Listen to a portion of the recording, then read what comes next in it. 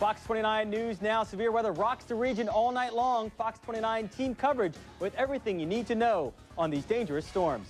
Trying to catch a killer, police with new angles and exclusive new insight into a mother's Center City murder. A little boy hailed a miracle child after being shot twice and left to die. Tonight, he tells his story only on Fox 29. Out of the frying pan into the restaurant business, a chef dishes the dirt about what really goes on behind kitchen doors. A big night of news. Plus a whole new look. Fox 29 News starts now. This is Fox 29, 10 o'clock news.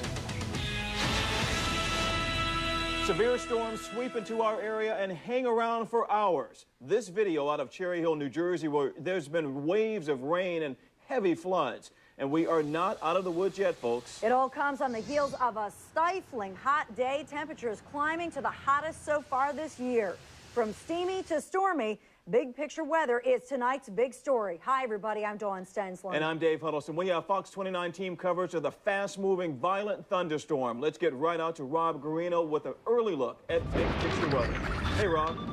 Yeah, so far there's some good news and some bad news. The good news is that the severe thunderstorm watch has now been canceled for the rest of the evening. The bad news is, as you look right here, we have a flood warning, and this will go till 10:30, and that's in Lancaster County, where you received up to 4 inches of rain today. Now we'll move ahead, and again, as mentioned, it's expired now, so things are starting to wind down. Here's how it looked early today. We did have a line of thunderstorms roll through. Lancaster hard hit. There was a possibility of a tornado in Lancaster County, not been confirmed. Again, that continued to move through in the lower part of the county. Then everything pushed east into our region, and that's when we really got hard hit with hundreds of lightning strikes. And right now we're watching that line move through. You folks along the Jersey Shore are getting those thunderstorms, but no reports of severe weather at this hour, so that's good news. More heat is on the way, and is there more severe weather? I'll have the latest information coming up later on. That's big picture weather. All right, we'll see you in a few, Rob. One of the areas getting hardest hit is Montgomery County. Fox 29's Claudia Gomez continues our live team coverage. Claudia? Well, Dave, we're actually here in Center City now. The lightning was so bad out in Montgomery County, we could not raise our mast in our live truck. That's what brought us back here. Even in Center City, though, the rain is letting up, but the lightning strikes keep coming. Just about a minute ago, we saw one. In Montgomery County, it was an incredibly busy night for emergency crews. They had to respond to house fires, car accidents, and localized flooding. And as the lightning kept coming, the problems kept coming. Take a look at some video we shot just about 45 minutes ago. This again in Montgomery County. Firefighters in Lower Providence Township struggled to get control of this fire in a townhouse. A fire believed to have been started by a lightning strike. These kinds of calls kept coming in all night long, and this is why we had no trouble capturing a lot of those lightning strikes on camera this evening. The problem started shortly after the lightning did, about 7:30 tonight. The sky grew dark, and as the storm moved in over King of Prussia, it brought heavy rain, those lightning strikes, and strong winds. Driving, of course, became much more treacherous, and we heard about a lot of those calls as well. A lot of car accidents and localized flooding on the roadways. Again, we left Montgomery County just about a half hour ago, and the lightning was still continuing. Back here live in Center City, it does appear, as Rob was saying, that the storm is moving out, but still some lightning strikes up ahead.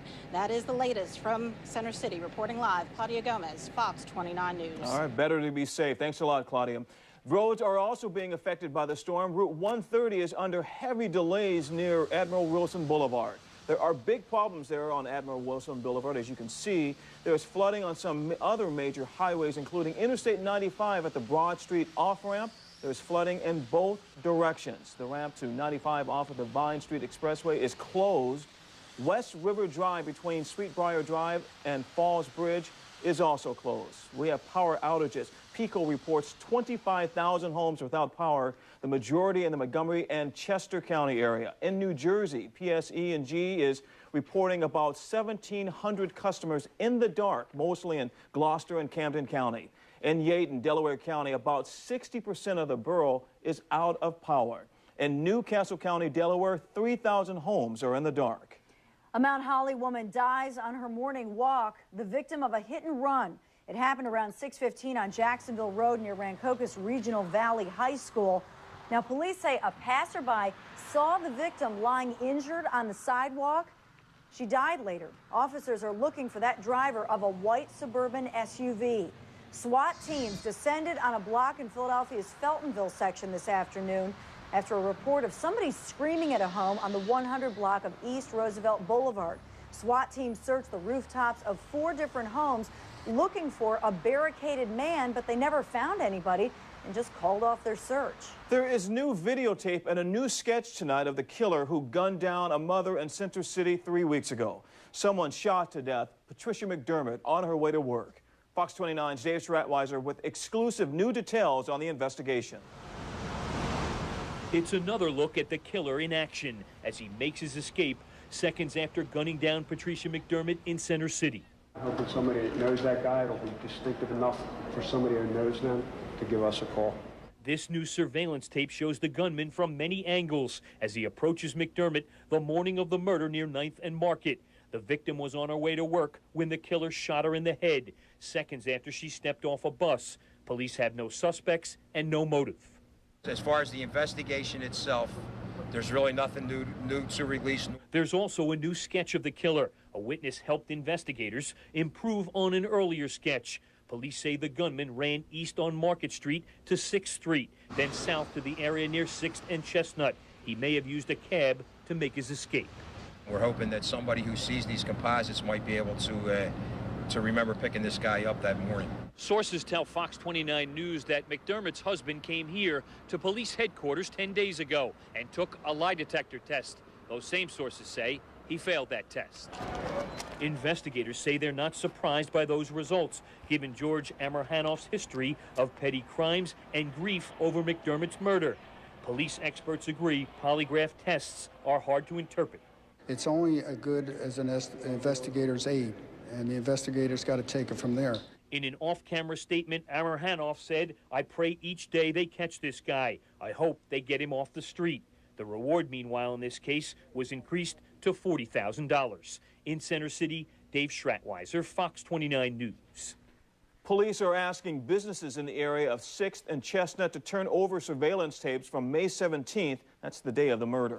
And we are also learning new details tonight about the murder of a recent St. Joe's graduate. Prosecutors say a huge fight with her boyfriend sparked that killing. Police say 28-year-old Brian Landau admits he stabbed Kristen Mitchell to death during an argument inside her apartment in Conshohocken.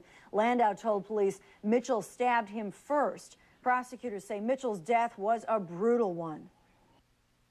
Over the weekend, Dr. Ian Hood conducted an autopsy and found over 50 wounds to Miss Mitchell's body in various places. There were slash wounds, stab wounds, lacerations, defensive wounds on both of her hands and arms.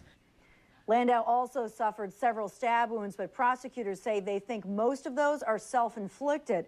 He faces first-degree murder charges. Well, we're now able to bring you more on the storms tonight. The sudden rains and floods are putting people in danger. Let's get to Fox 29's Joyce Evans live in Yadenborough. Joyce, how is it there?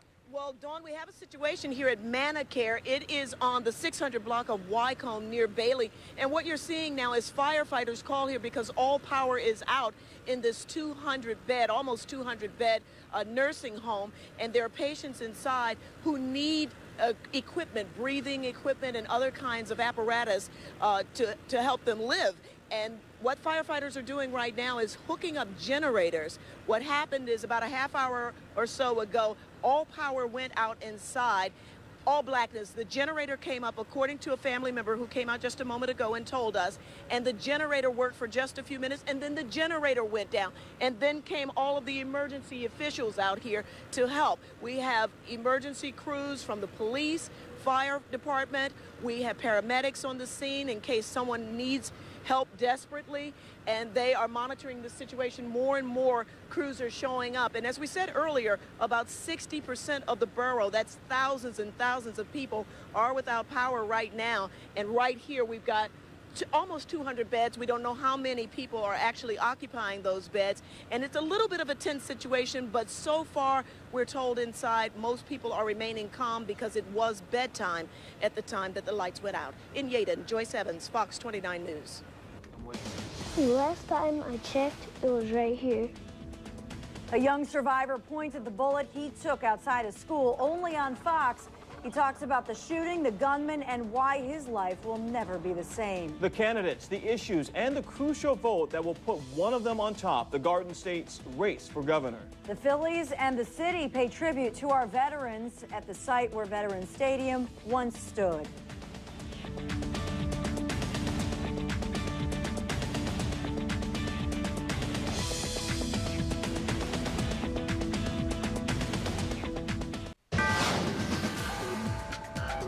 Only on Fox, the 7-year-old boy shot in the head outside his elementary school talks.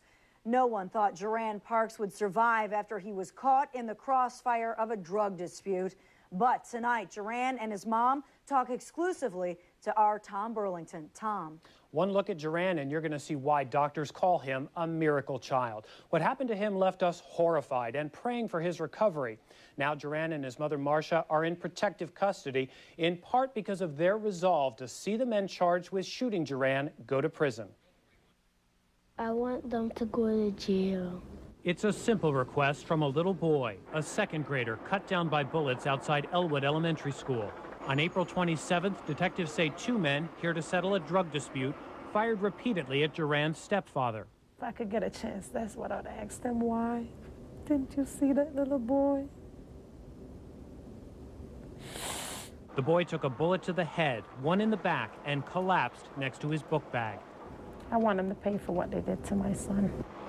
Duran and his mother Marcia are in protective custody. Marcia says associates of accused triggerman Dwight McKnight, known as Fox, have threatened her and offered cash. Friends of Fox said that I should just take some money and not follow up with a court case. Oh, Lord, it disgusts me. I could never take a penny from them. I'd rather be hungry than take $1 from them. Never. That's in part because Duran will have a bullet in his head for the rest of his life. This is where it came in. Where is it now? I don't know. Last time I checked, it was right here. Duran used to be able to feel the bullet. Doctors said it was too risky to remove it. And now Duran has to take it easy on the playground, which is tough for a 7-year-old who loves sports. I have to see a neurologist where I get to play again and get permission that I could play sports. Duran carries a large scar from surgery to remove bullet and bone fragments. After a month in the hospital, he rarely talks about the shooting, except to make certain his mother will be in court to help the prosecution. My son said, Mom, promise me you're going to be there. And I said, yes, I am. McKnight and the man accused of driving the getaway car, Mark Donaldson, make their first court appearances soon. These people, they're not human. They're even animals wouldn't do this. They're demons. I want them to go to jail. Duran's mom says he won't be seeing that neurologist anytime soon because she had been threatened. She quit her job and now has no insurance. And if you're wondering, Marcia approved our showing Duran's face because so many people had already seen his picture in the days after the shooting. Tom Burlington, Fox 29 News. Wow. Thanks a lot, Tom. A retired New Jersey police officer suffers a heart attack while driving, causing him to go out of control. 58-year-old Thomas Blong crashed into 2 garages along New Brooklyn Road in Williamstown. He died later at the hospital. Blong retired from the state police department 3 years ago. While on the force, he did background checks.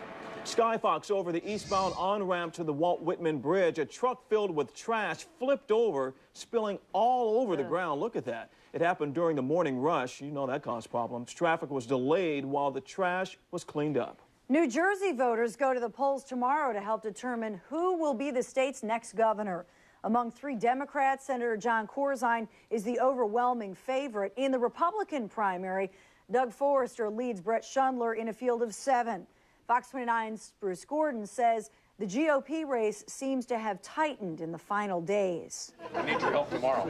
Republican businessman Doug Forrester spent part of his final day on the campaign trail stumping for votes at a retirement village in Monmouth County. Forrester sounded cautiously optimistic. I believe we'll be successful. I need all the Republicans to stand behind me. But a new poll shows Forrester's lead over former Jersey City Mayor Brett Schundler has shrunk from 11 percentage points on June 1st, 40% to 29%, to just 2 points, 35-33 on election eve. Forrester spent this day, as he has spent most days since the campaign began, promising to end political corruption and lower the state's notoriously high property taxes. We've got to straighten up the state finances. I know how to do that. I was assistant state treasurer when Tom Kean was governor. I know how government works. Forrester has spent an estimated $8 million of his own money to blanket the airwaves with a tax on Brett Schundler. As mayor, Schundler was one of the biggest abusers of pay-to-play in the entire state. Schundler has reached mass audiences mostly through televised debates, during which he has pitched his own plan to cut property taxes. I have state constitutional amendments that have Democrat as well as Republican co-sponsors that would force state politicians to send a fair share of your tax money back to your local public schools and municipal government to lower your property taxes. Schundler has also bought time to rail against corruption. Let's stand up and tell the greedy politicians we're not going to take it anymore. Whoever wins the GOP primary becomes the automatic underdog in the race against Democrat John Corzine. Polls show the incumbent U.S. Senator with a sizable lead over Forrester and Schundler. But Corzine insists he expects and wants a competitive race. And the public ought to come away with a confidence after an interviewing process that that individual will be a good leader for our state. Corzine notes that 2 of the past 3 elected New Jersey governors were Republicans. That's true. It's also true that both Schundler and Forrester lost their last statewide races, Schundler for governor, Forrester for senator, by wide margins. I'm Bruce Gordon, Fox 29 News.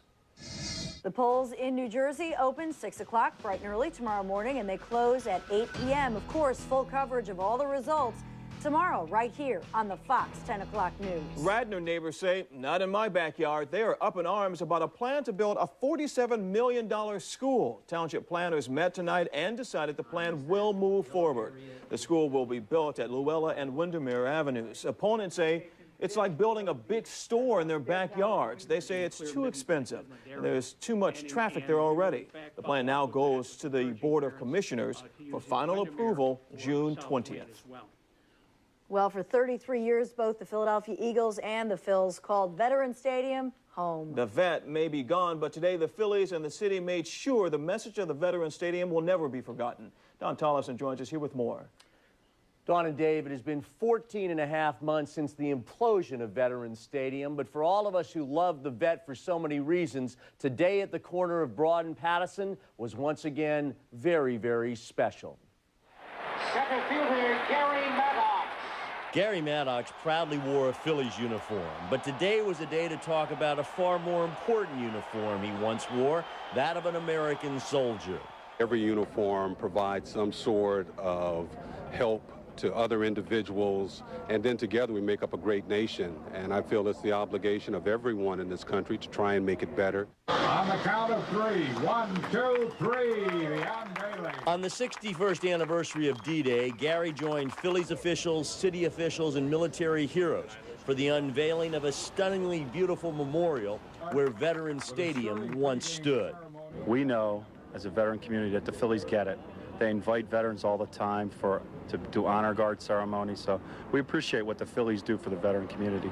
For those who love their sports, today was a chance to acknowledge those who give us the chance to enjoy sports, and more importantly, rights and freedoms. It's called Veteran Stadium. People got used to it. People need to understand as they walk past here that we have a couple 100,000 soldiers right now in harm's way. Millions have served. Today, on D-Day, 10,000 died to give us the ability to vote, to live in a free society. An Army hero, a Bronze Star recipient, puts it all in perspective. I'm Don Tollefson, Fox 29 News. Fox 29 News is just getting started. Coming up next.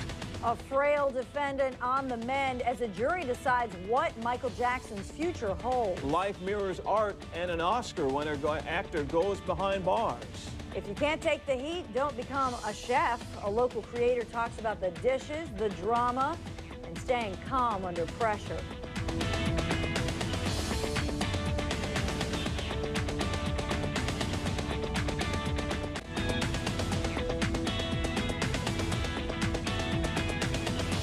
A Fox 29 exclusive tonight. An accused double murderer is expected to plead guilty to both crimes. Law enforcement sources say 34-year-old Anthony Rodeski will plead guilty to the murders of Maple Shade motel owner Rajit Patel and Maple Shade businessman James Mitko. That's expected to happen tomorrow in Camden County. Again, exclusive information coming into Fox 29. Sources say Rodesky was working as an undercover informant for the New Jersey State Police when he committed the murders. One day of deliberations, one jury question to the judge, one Jackson at the courthouse, but it wasn't Michael. Fox's Anita Vogel is live in Santa Maria with the goings-on at the Michael Jackson child molestation trial. Anita. Well, hi, Dawn. Tensions are running high both inside and outside the Santa Maria courthouse as a panel of 12 weighs whether mega celebrity Michael Jackson is innocent or guilty of child molestation. After the first full day of deliberations, the jury weighing the fate of Michael Jackson did not yet have an answer, leaving legal analysts monitoring the trial to wonder which way the panel was leaning. There is a real chance that this jury does hang in the end. I mean, just polling people around here, people have very strongly different opinions about the case. There's a good argument for not guilty, reasonable doubt.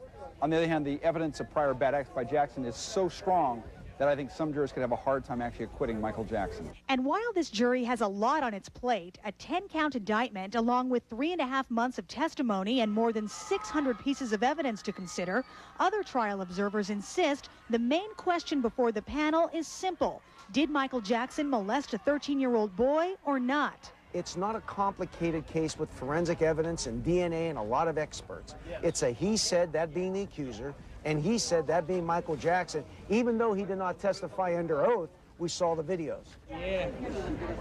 Outside the courthouse Monday was a constant stream of activity. Fans from around the world chanted Michael Jackson is innocent. And there were a number of surprise appearances by Joe Jackson, who was immediately swamped by throngs of media, and the Reverend Jesse Jackson, who told reporters that while the pop superstar is in biblical pain, he has faith in the justice system.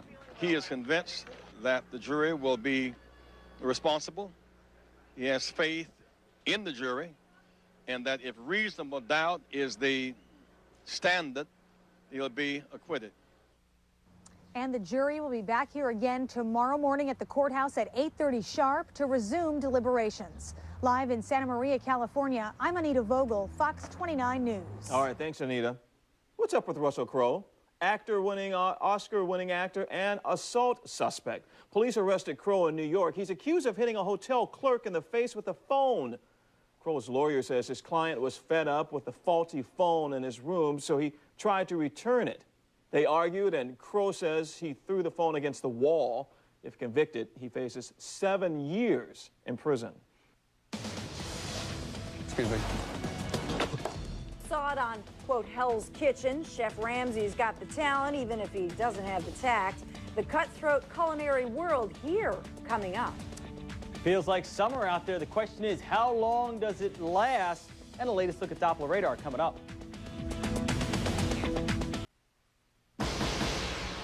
The international search for a missing Alabama girl tops the Fox News desk tonight. The government of Aruba is asking the people of their island nation to look for the missing teenager. 18-year-old Natalie Holloway vanished a week ago during a graduation trip with her classmates. The mystery took on an ominous turn when police arrested 2 men, but there's no word on what charges those men face. A Utah man who admits killing his wife as she slept is sentenced to 6 years to life behind bars. This is so sad. Mark Hacking says he's tortured by what he did, but he says he just can't explain his actions. Hacking told the judge that his wife Lori did nothing but love him unconditionally and was the greatest thing that ever happened to him. The Supreme Court just says no to medical marijuana. 10 states allow patients to smoke pot, but the justices ruled those laws don't protect users from federal prosecution. The court's decision gives Congress a chance to clarify laws regarding the use of medical marijuana. Critics say there's no proof that pot has any benefits. It's down to 5 cities in the running to host the 2012 Summer Olympics. New York, Madrid, Moscow, Paris, and London are contenders. However, a New York State board rejected plans for a $2 billion stadium, jeopardizing New York's hopes of hosting those games. Paris is the front runner, and that's a look at what's going on tonight from the Fox News desk. Well, anyone who has ever worked in the restaurant knows it can get hot in the kitchen, and we're not just talking about the temperature. Christian Farr has a look at what it really takes to be one of Philadelphia's top chefs.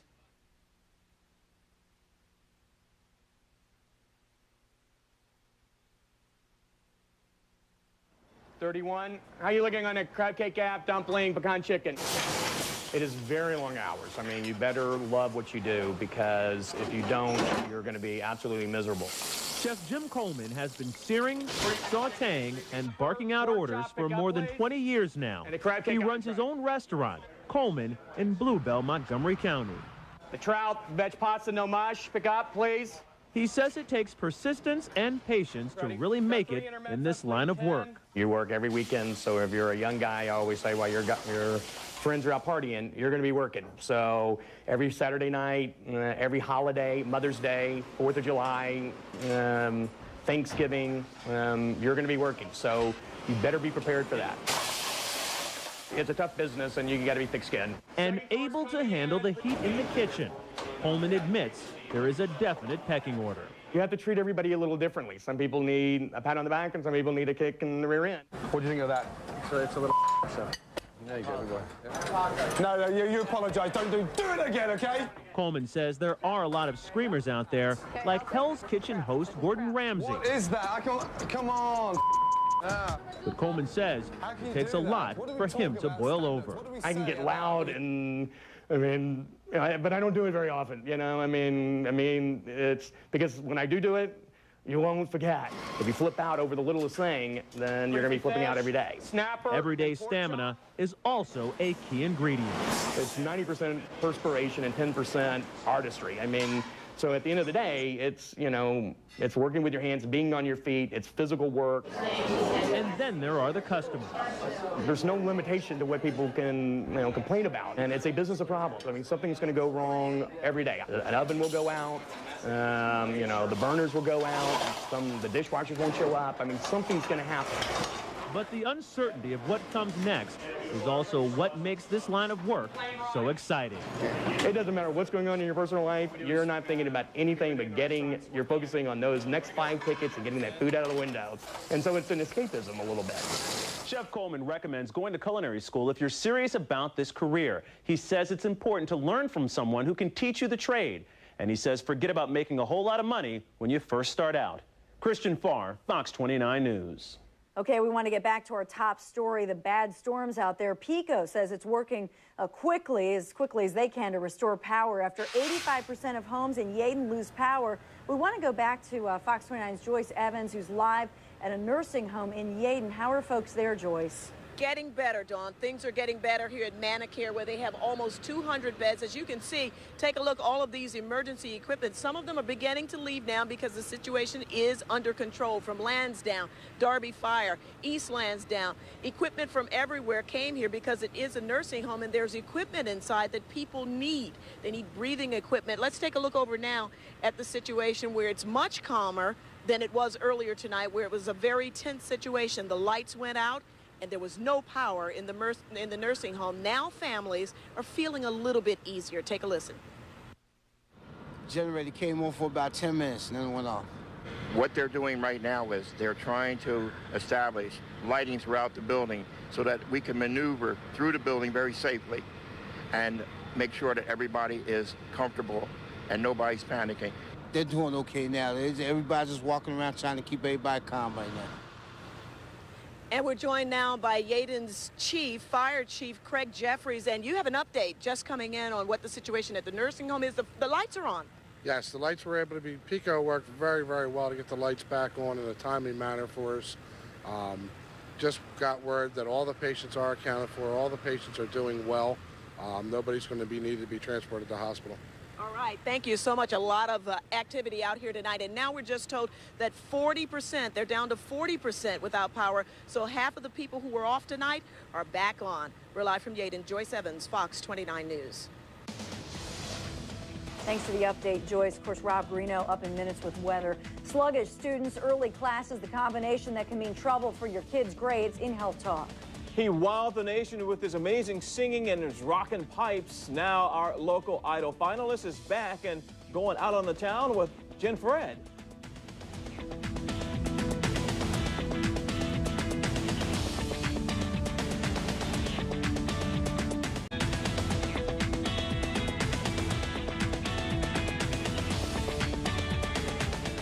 a heads up. We're minutes away from an update on these dangerous storms from our Rob Greeno. He's working it in the Weather Center. We're going to move on to Health Talk right now. Early to bed, early to rise. You know the saying, it makes a man healthy, wealthy, and wise. Well, maybe not so much, according to a study out of Chicago. Dr. Brian McDonough is here with more in Health Talk. Well, more people are getting power, more teens are going to see this, and they're going to be happy, because if you're a teenager, you're going to love this one. You know how the trend has been to have high schoolers start the day with early classes? Well, it might be a big mistake. The reason? The students are too tired. High school students were tested to see how their reaction time varied throughout the day. The teens fared significantly worse early in the morning than the rest of the day. Now, in other health news, the Centers for Disease Control issued a controversial report in April saying obesity may not be the serious health risk we've been taught to think it is. Now they're going to great lengths to say they were wrong. Top CDC officials have done a 180 and stressed that obesity increases the risk of heart attack, stroke, and certain forms of cancer. They apologize for the misinformation. And finally tonight, a report in the journal Nature finds a vaccine has been developed against Ebola virus that works in monkeys. The Ebola virus kills 90% of people it infects. It's been a problem in the African country of Uganda. Now, it will be 2 years until the vaccine is tested in humans. Ebola is one of the new generation of viruses that are extremely aggressive. We definitely need a weapon against it. If you think about it, they've done a lot of great research with viruses, but there's new ones all the time, and as we're a world society, more and more chance for spread. Yeah. Wow, scary. Thanks, Dr. Brian. A lot more here on the Fox 29 10 o'clock news. He beat out tens of thousands for a shot at idol stardom, but he's never had a Philly cheesesteak? What's his problem? Out on the town with AFAD next. And thunderstorms continue to roll through the region, and if you thought it was hot today, wait till you see tomorrow. The forecast just minutes away.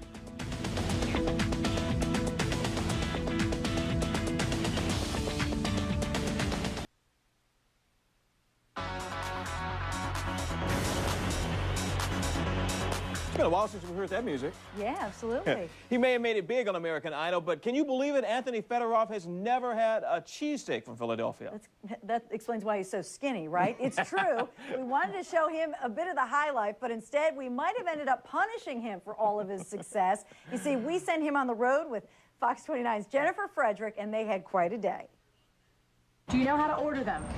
I guess you come up to the counter and you say, how you doing? Can I get a cheesesteak? No, that's not how you do it at all. Yeah, Philly's Idol has never ordered a steak inside the city limits. We took him to Pat's. Whiz without mushroom. Mushroom whiz without. Say it again. I messed you up. See, it was your fault. That's me. Mushroom whiz without. Mushroom whiz without. Correct. 2 steaks later, he was ready to roll. Oh, my God. The day started early for Anthony Fedorov. He stopped by the Good Day Studios to sing and learn how to throw paper softballs at Sue. Then he was off to see his old high school principal. Did he ever give you detention? No, he actually just helped me out a lot. He really did. Are you ever going to say anything kind of mean about anyone? No, because I haven't met too many people in my life that did bad things to me. My man! I love what you've done with your hair. Oh, thanks, bro. Oh, yeah. Thank you so much for helping me out with my attendance when I was... Oh, man, that story, yes. Yeah. Yes. I still remember that talk we had. Yes. He met kids who admired him for every type of reason. This girl had the same type of operation he had. And then it was time to take on the cafeteria. I think I was freaking out more than they were, like, except I didn't show it on the outside, and it was like, I was mesmerized by all the reactions, and just like, it was really nice though. It was nice to meet the kids, the people who got me up to this point. I'm speechless right now. There's just too many good things going on inside my head. Anthony and his Idol friends will stop by the Wachovia Center July 24th. He's thrilled to be home, happy to finally meet some of the thousands of people who supported him. I'm Jennifer Frederick, Fox 29 News. We're proud of Anthony. We're proud of our new studio. Yeah. Fabulous new weather desk here. Desk, pod, what are we going to call it, right? I don't know. We got to name things. Studio 29. The new It's digs. exciting. Welcome over to the new digs. Yeah, and things absolutely. are calming down. Thank which is goodness. Good news. Yeah. We still have 40%. We just got an update from Joyce Evans. 40% of people still without power in Delaware County. PECO's been great, though. They're going to do a great job getting that back on. And we're talking about heat and humidity again tomorrow, and we'll talk about if there's any thunderstorms. How about 89 degrees today? Just shy of the 90-degree mark. So, again, officially we have not hit 90 degrees this year. 67 was your low temperature, the record high 100 degrees. Now we'll see what's going on as far as the numbers across the area, and we're pretty warm out there. If we can put this in motion. There we go. Sometimes you have that problem with the new stuff. 69 degrees in Trenton, 69 Northeast Philly, 67 Allentown. 60s here tonight. A lot of humidity, so the temperatures are not going to drop off a whole lot. So yes, the air conditioner is going. Hopefully you have the power back on. And yes, we'll have the fans going overnight tonight as we are expecting another warm day for tomorrow. Now, lightning strikes here. This was earlier this afternoon through Lancaster County and up towards Montgomery and Bucks County. And as we went through the day, you just saw numerous lightning strikes pushing through the area. Hundreds, if not even over 1,000 lightning strikes. And that's why we had a lot of power outages through the area. The good news here is, look, everything has just dropped off. You see everything in red was about 30 minutes ago. Just a few more strikes now along the Jersey Shore, but everything is now hanging and moving out to sea. So that's good news overnight tonight as far as the thunderstorm activity and the lightning strikes. Here's the radar again. There are the showers earlier today. And watch what happens right here. This is called a bow echo. And in the weather world, this means severe weather. Whenever you get thunderstorms to pop out like this, you get a lot of gusty winds and hail and down power lines and trees. And that's what we had through Chester County, Delaware, and even parts of Newcastle County. And then it quickly pushed off here. And right now, again, there's the heaviest storm just making its way off east of LBI. And we say goodbye to the storms overnight tonight. Maybe a light shower, but things, again, are starting to wind down. Now, here's what's going to happen tomorrow. There's a little dry patch of air here. It doesn't mean that the humidity is going to drop off. It just means we lower the risk of thunderstorms through the afternoon. Now, if you're south of, say, Dover, maybe in Cape May, you may get a couple because you see them right in here. But overall, this slightly drier air coming in tomorrow diminishes the chance of thunderstorms. But yeah, it's still going to feel like summer around here. If you like that, you're in great shape. So the muggies overnight tonight. We watch the front get back to the west tomorrow. We stay in the southwest flow, so the heat and humidity are here. How about close to 90 degrees through the afternoon? Even when out on 90 on the thermometer, it's going to feel like that with the humidity. So yes, do address accordingly. And then as we go into Wednesday itself, the front pushes through. The good news is we lose the humidity off a northwest wind, but we stay on the warm side. 87 degrees will be your afternoon high. Forecast overnight tonight. Again, clouds, showers now diminishing temperatures 65 to around 70 degrees for tomorrow. We are expecting 87 to 90 degrees, hazy sunshine through the afternoon, and your 5-day forecast. As we do take a look at it, we do see the temperatures again continue to stay warm. God bless you, Mr. Huddleston. You okay over there? I'm okay. Yeah, right. We heard that. We heard that. And you see the temperatures continuing to be on the warm side. Look at that, right through the week. Friday, Saturday, scattered thunderstorms, and the 9-day trend does show we stay above normal into early next week. Look at this. Really feeling like summertime. 83 Tuesday, 81 Wednesday. That is big picture weather. The Phillies go for the sweep. Golfer Retief Goosen says, how many of these skins can I reap? And the Eagles say, we're going back to the Super Bowl because we are so darn deep. Who's writing this stuff? It must be Dawn, but it's all coming up in sports. Next.